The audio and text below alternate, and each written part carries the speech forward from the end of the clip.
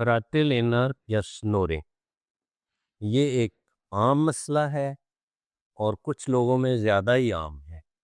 एक शख्स जो स्नोर करता है वो एंजॉय करता है और आम तौर पे इसको समझा गया है कि जिसको डीप स्लीप आती है स्नोरिंग उसी को होती है।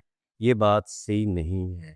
स्नोरिंग होना, ज़्यादा स्नोरिंग का होना और मुस्तकिल स्नोरिंग का होना अच्छी बात नहीं है।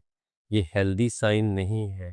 ये हार्ट के लिए, लंग्स के लिए बिल्कुल मुअज़्ज़र है और लंग्स को और हमारे हार्ट को ये अमल स्नोरिंग का वीक करता है।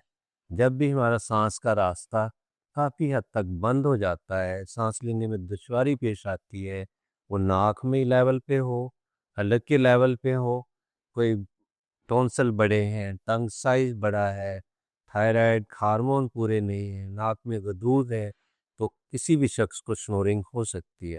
और snoring once upon a time होती है, कभी कभार होती है, तो इससे परेशान बिल्कुल नहीं होना चाहिए।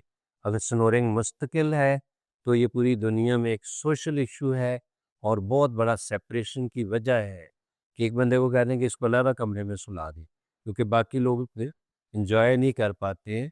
एक इंतहाई स्नोर करने वाले के साथ एक नॉर्मल आदमी लाइफ नहीं गुजार सकता।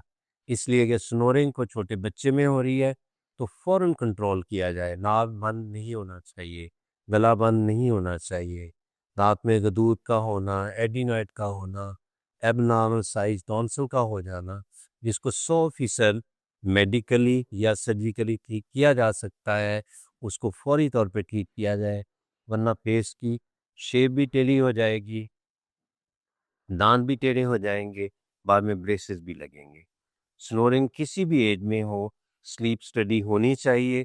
स्लीप स्टडी से तय हो जाता है कि इस शख्स को सर्जरी की ज़रूरत है या simple CPAP BiPAP machine लगा के उसके हार्ट को नामर रखा जाएगा, वरना हार्ट आहिस्ता आहिस्ता फैलना शुरू हो जाते हैं।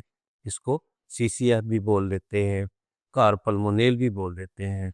इन चीज़ों सभी चीज़ों का हल मेडिकली साइंटिफिकली पॉसिबल है।